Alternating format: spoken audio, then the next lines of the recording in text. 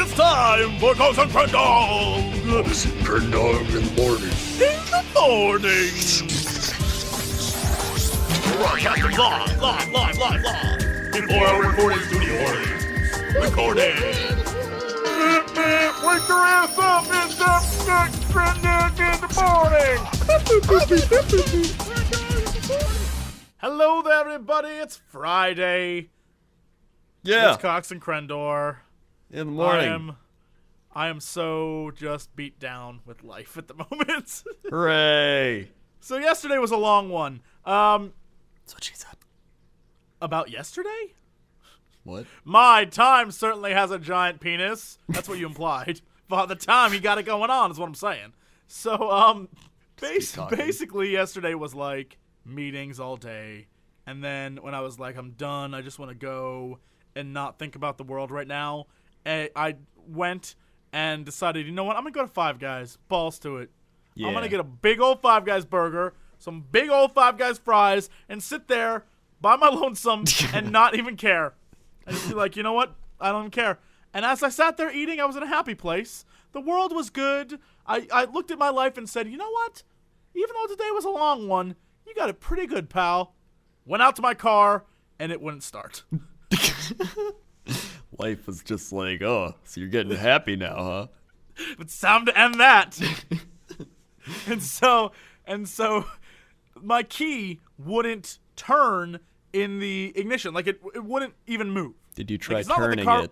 Yes, I tried turning it. Damn. I even tried doing the wheel jiggle. I even tried doing the pump the brake thingamabob. I tried everything. I even went online on my phone and started looking up ways that you could possibly fix this. I did everything for like an hour. I sat out there, frustrated, couldn't get it to work. Did you go back and get another Five Guys burger? No, I should have. At that point, I should have just gone in and been like, give me another. So, luckily, I have AAA. It's one of those things that, like, you know what? I'm glad I have it. So I called the guys and was like, can you come out here and fix this? And they're like, sure, we'll be there in 30 minutes. So I wait another 30 minutes. I'm like, great. Then they get there, and this guy pulls up in the most giant-ass truck in the world. But because I'm in a parking lot for a mall, he has to keep moving it every 5 minutes, so he can't even really focus on fixing my car because people are, like, honking at him to move. Finally, the parking spot next to me opens up, and the guy's going to move his car or move his, like, truck into that spot so he doesn't have to, right? Mm-hmm. A dude in, like, a sports coat, like the most douchey-looking character ever, drives around his car as he's backing up to get in the spot and drives into the parking spot.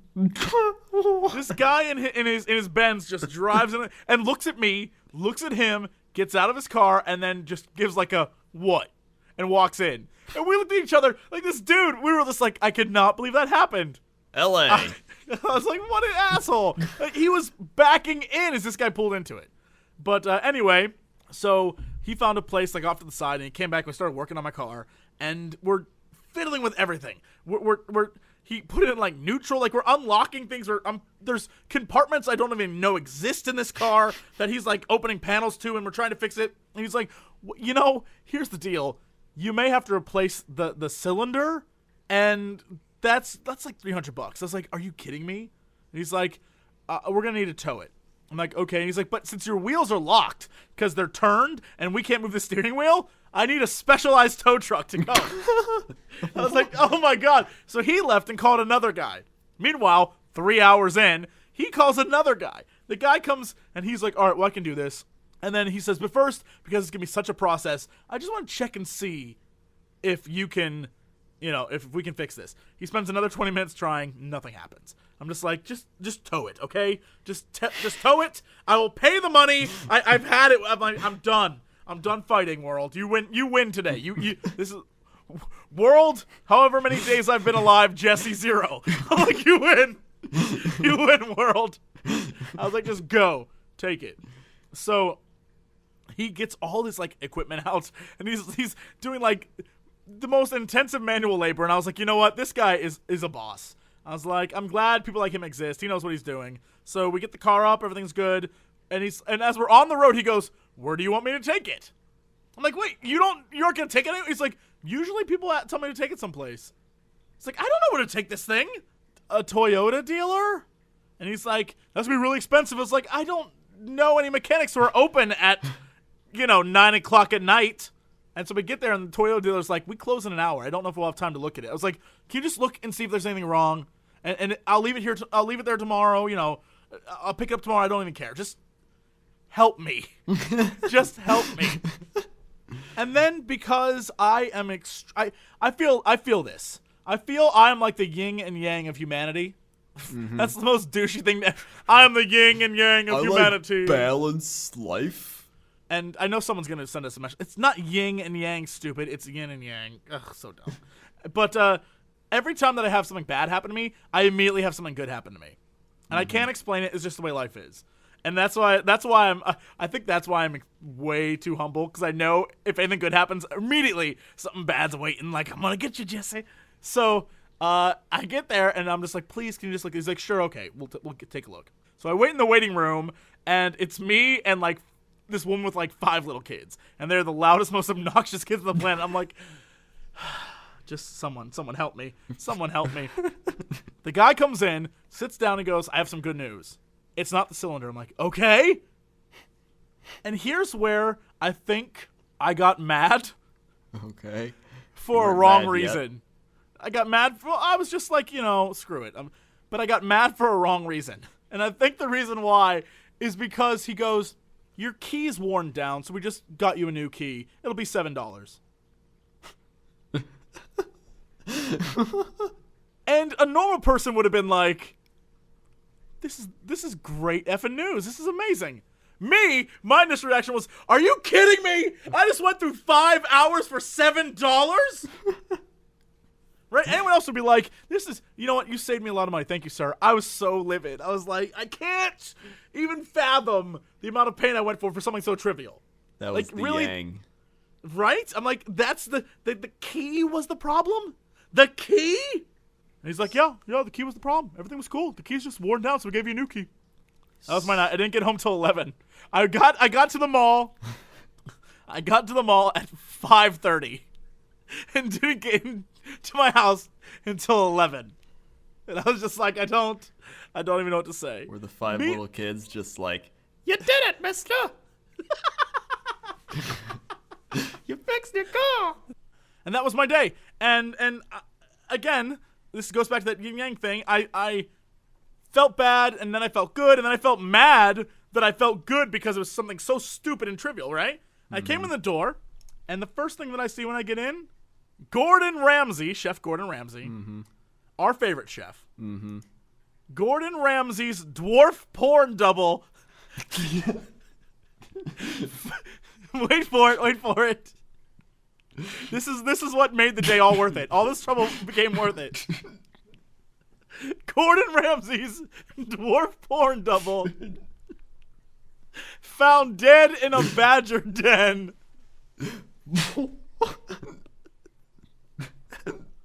Let me repeat that headline. Chef Gordon Ramsay's dwarf porn double found dead in a badger den. I wonder if he was good at cooking. And it was our case that would have given even CSI's top investigators trouble. A dwarf porn star who was Gordon Ramsay's doppelganger has been found dead in a badger set in the UK. I guess that's Badger Den in the UK. Percy Foster, star of X-rated movie Hi Ho, It's Up Your Arse We Go, was about to rocket to the ranks of celebrity porn lookalikes due to his resemblance to Hell's Kitchen host when his partially eaten body was discovered in a badger's den. You got eaten by a badger? Yes! Oh. You feel bad because he died. Here's the thing. It gets even crazier. According to the report in the UK tabloid The Sunday Sport, the 3'6" actor was found deep in an underground chamber by Ministry of Agriculture experts ahead of a planned badger gassing program near Tregaron, west of Wales. Expert CSI teams had to use fingertip technology to remove his body from the 6-foot-deep burrow, and investigators have not yet ruled out the possibility of suicide? Did he throw himself in a badger pen? Wait, Dadger Ben. The Dadger Ben. Dadger Ben. That sounds like if there was a badger and I was a badger, I'd be named Dadger Ben. That makes the thing where the guy's head popped off look like nothing. Man commits suicide by badger. Really? Percy was a little guy with big problems, said adult film producer Dexter Yamunka. He was doing well, but was under pressure like everyone else in this goddamn industry. This is the best story ever. That's amazing. I love how he's like, can you imagine this guy? In my mind, he's sitting there being interviewed with a giant cigar. And they're like, can you tell us about Percy? And he's like, Percy was a little guy with big problems. He was doing well, but was under pressure. And there's a pause, and he stares out the window and goes, like everyone else in this goddamn industry. It just plays like the classical music fade out. It's just like do do do do do do do. In a recent interview, 35-year-old Percy revealed his delight at being compared to Ramsey. Porn lookalikes get more money than normal actors. Dwarf lookalikes are as rare as hen's teeth, so you can command top dollar. I already ordered a new BMW and a diamond-encrusted soda stream. Yep. And then, here's the best part. There's a link that you can click on, and it says, this dwarf was more of a man than Gordon Ramsay will ever be, claims Hell's Kitchen's host ex-mistress. As the details of the bizarre death of Gordon Ramsay's dwarf boy. This must be a thing over in the UK, because this is amazing. Amazing. As the details of the bizarre death of Gordon Ramsay's dwarf porn double emerged on Monday, the Hell's Kitchen former host's mistress gave her reaction to this strange case. Even at his vertically challenged height, I'm sure this dwarf was more of a man than Gordon Ramsay will ever be, says Sarah Simmons, who claims she had an on-again, off-again fling with Ramsay for 7 years. Oh my god, I just looked up the article and he does look like Gordon Ramsay. He does. This may be the reason for having Friday shows. It may be. This is amazing. It makes the day better. It makes everyone's day better. I think so. Which is why I think it's the perfect time to go to the sky and chop to Copter 7. Crendor, how's that traffic looking? Right now, I don't really know because I'm looking at internet articles instead of looking at traffic, so, figure it out on your own. All right, well, that happened. What's going on over at the weather desk? At the weather desk, we're gonna go, to France today. Ooh, haven't we been to France before? No. You just don't care about France because they're not listing us on the top 10. They're not what? Well, we're gonna get that. We're gonna get on the top 10 of France. Let's do this thing. Let's go to Dijon because I like their mustard. I don't actually like their mustard. I do. Does Dijon mustard actually come from there? Like, French fries don't come from France, and I don't think French toast does either. But French fries are pommes frites, which are not from France. Why do we call them French fries? This is an entire subject that relates back to me going to stupid Five Guys and my car getting towed. French fries. We're going to learn something today. Belgium. They were made in Belgium, apparently, by Joe Gerard. I know. So why French? Hold on, I'm reading. Eating potatoes was promoted in France by Parmentier, but he did not mention fried potatoes in particular. Many Americans attribute the dish to France and offer as evidence a notation by U.S. President Thomas Jefferson. Pommes de terre fruites et frites en petites tranches. In nice, a manuscript Jefferson. In Thomas Jefferson's hand, and the recipe almost certainly comes from his French chef, Honoré Julien. In addition, from 1813... Wait, whoa. So you're saying Thomas Jefferson, known womanizer, known genius, known badass American, known womanizer, also was known French fry eater? Yes. Wait, and recipe almost certainly comes from his French chef, originally. In addition, from 1813 on, recipes for what can be described as French fries occur in popular American cookbooks. So, it's all Thomas Jefferson. The more you know. All right, well, we were doing weather, right? Oh, yeah. Yeah. Dijon, how's your weather today? -1 degrees Celsius. Wow. Shizzle.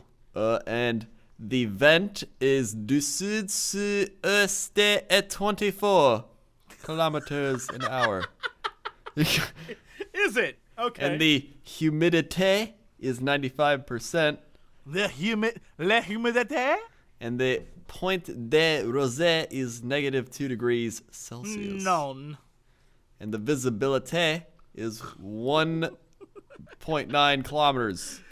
You can't just say visibility and then add a douchey end to it. Visibility. That's all it says. There's a little hyphen thingy over the E, so I have to.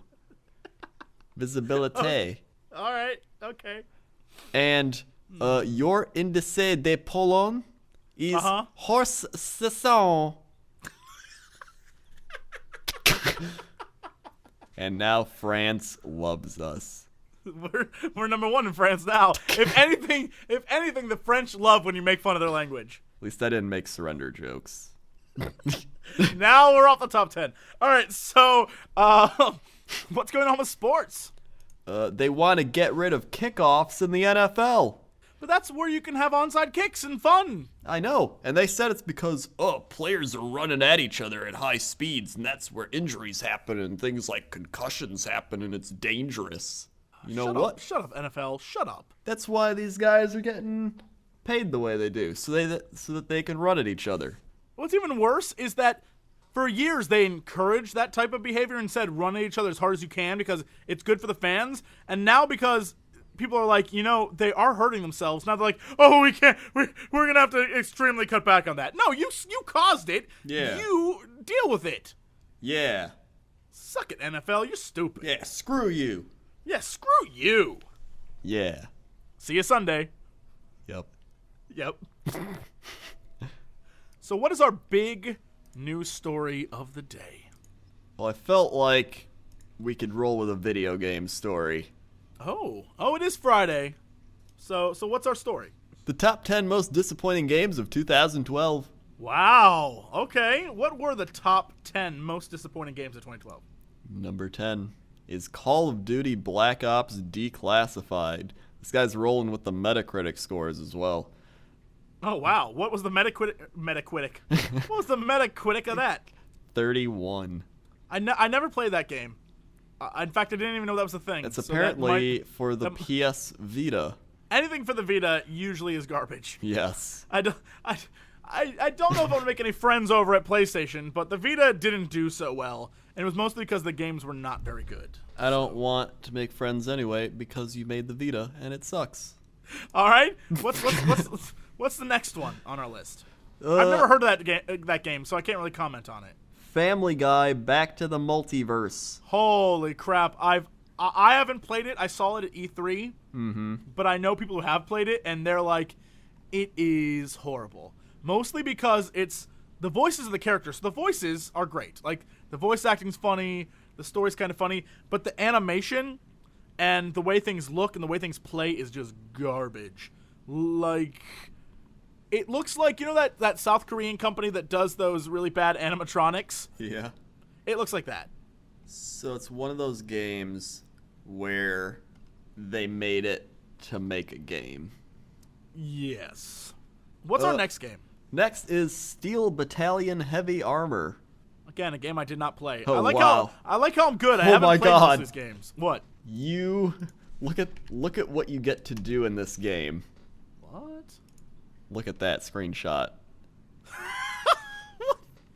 You can fist bump your comrade.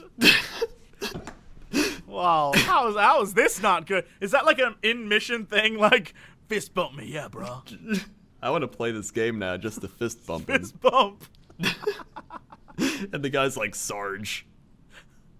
I like his face, too. He's very happy that you get to fist bump each other. He's like, yes, I've been waiting for this moment for so long. I haven't touched another human in years. Just fist bump me. Well, what did they say about it? They said the original Steel Battalion, with its ridiculous control scheme, was too much for most gamers, so the idea of a voice and motion-controlled follow-up had people excited, but massive Kinect problems ruin everything here. Whoa. They relied on the Kinect as their That's why you platform? gotta fist bump them. Can I just... Because it's on the Kinect. The Kinect is like one of the single worst pieces of hardware ever my God. designed. We need I to- know they think it's okay. great, but it's awful. We need to Kickstarter a Kinect game where all you do is fist bump people. Fist bump You people. fist bump the Queen. You fist bump LeBron James. You fist bump. And then LeBron James betrays you in some way. You're playing basketball with LeBron James and you fist bump him and then joins the other team. That would be an amazing game. 007 Legends. I heard that was actually, people were playing it and they said it was actually kind of good. But I think the main concern people have is that it's old Bond games except with new Bond. Mm-hmm. So I don't know. Nothing can beat GoldenEye. GoldenEye was an amazing video game. Yeah, I think they probably were just like, hey, can we try to remake GoldenEye to like get money? That's probably their thought process. Yeah, I heard it was you do like the stories of the other, like each mission is one of the past movies, except you play as Daniel Craig in all of them. So I don't know. That's all I heard. I didn't play that either. I like how so far I've played none of these games. It makes me feel good about my choices.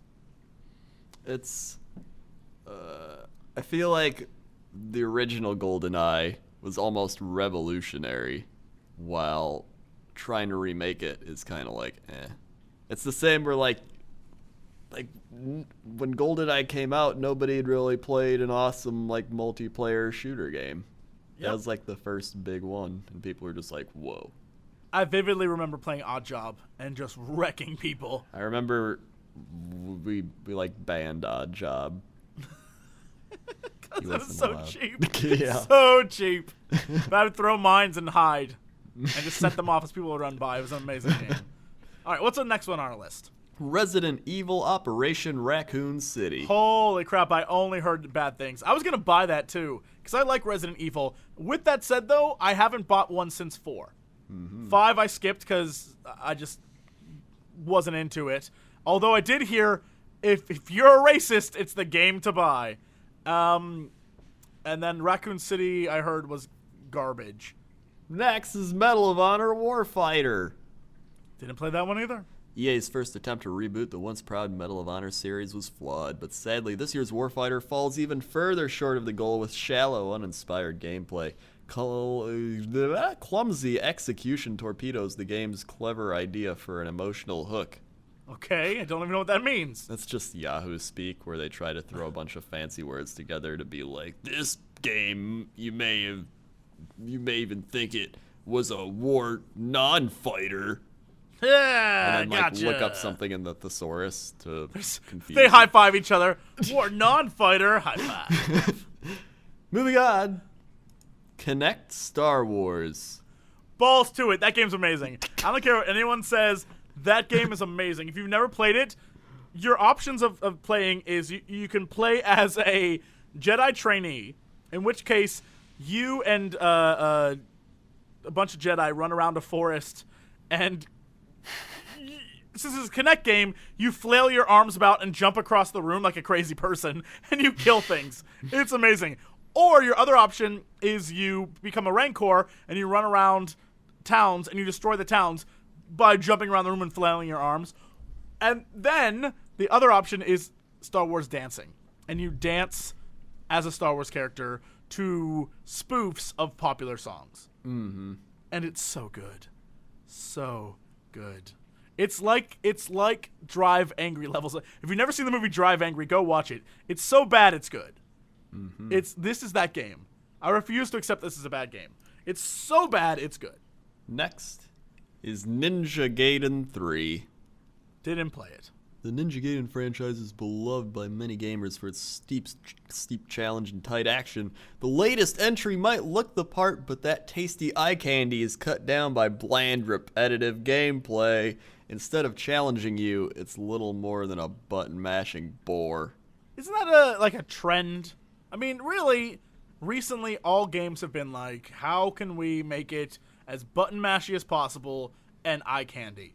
And that's it. Other than that, like, I really get mad when I beat a game and I'm like, wait, where there was no story, the music was garbage. Like, I'll give credit to Black Ops 2. That story was solid, even though it was really fast, like ADD levels of fast, where it's maybe 4 or 5 hours long. It was really tight. I was like, all right, this is good. And the music was amazing, and all of it was good. But there's other games that try to have that same vein of like, let's pound out a story in 5 hours that suck. A lot of games have bad music when music is like one of the best parts. Music makes things. Music makes most scenes in movies wouldn't be as powerful and as emotional if it wasn't for the music. Yep. And that's just the way it is. The music sells the scene. And so music sells games as well. And a lot of music is just background noise now, which is garbage. So yep. Even in WoW, I remember like songs from just the zones. Yep. And now it's sort of like cricket. Yep. Next is number 2. Disney's Epic Mickey 2, The Power of Two. You know what? That doesn't come as a surprise to me. The premise seems weird. Like, Disney's great and all, but the premise of their game is Mickey needs help of another guy who's kind of like Mickey, but he's a rabbit. And you go around and you play together and, like, paint crap. I don't even understand it. Like, the premise, it doesn't seem like the kind of game gamers would be into. I don't know. I mean, I never played Epic Mickey 1 because, to me, when you have to call something Epic Mickey, I'm like, I'm out. I'm out. I've never played it either, so I can't really say anything. But Yeah. Judging from the picture, it looks like him and the rabbit Mickey get along really well because they're shaking hands. Well, that's good. At least he found a friend. Yeah. Yeah. That's all that matters. And the worst game ever this year is Resident Evil 6. Called that. What a letdown that game is. Like, I got to play some of it at E3. And E3, no joke, they went all out. For people who first off don't know what E3 is, it's like the big gaming show where all the big companies come and show off their games. Industry, press, all the people are there. And what they do is they try to generate the most buzz possible. It's kind of like Comic-Con where you're going there with your TV show or your comic book or whatever, or movie, and you're trying to generate buzz. Same with E3 with games. And so Resident Evil 6 put up posters. Like, there was a booth you could go to, and it was like, get your photo taken for Resident Evil 6, right? And it was this big, thing. But then day 2, they took everyone's photos and made them into these amazing, like, have you seen this person? Like these people were taken by zombie kind of shit. It was great. And so you walk around and see them everywhere. Like, their ad campaign was stellar. And the gameplay you got to play was great. However, what they didn't tell you is that the gameplay and everything that they let you play was the only good part of the game. Apparently there's 4 stories, and the 2 good stories are really short, and the 2 other ones are really long and really awful. And people were just like, it's no. And so I'm glad that the internet bashed usually reviews on the internet if it's bad review, it takes time to get out. But because everyone was giving it a bad review, I knew before I even had a chance to buy it that it sucked. And I was like, thank you, internet. You know what it needed? More button mashing? Fist bump scene. More games need to use Connect fist bump scene. They do. That would I make agree. them easily jump 10 points in the ratings. Well, speaking of jumping 10 points in the rating, I'm going to epic fist bump everyone out there because it's time to get out of here. I don't even know what transition that was. That was the ying. Yeah, we're going full circle again. Yeah. Anyway, we're done. Thank you all for listening. Thank you all for watching. And we will see you Monday. Have a great weekend. And as always, to be continued. Woo!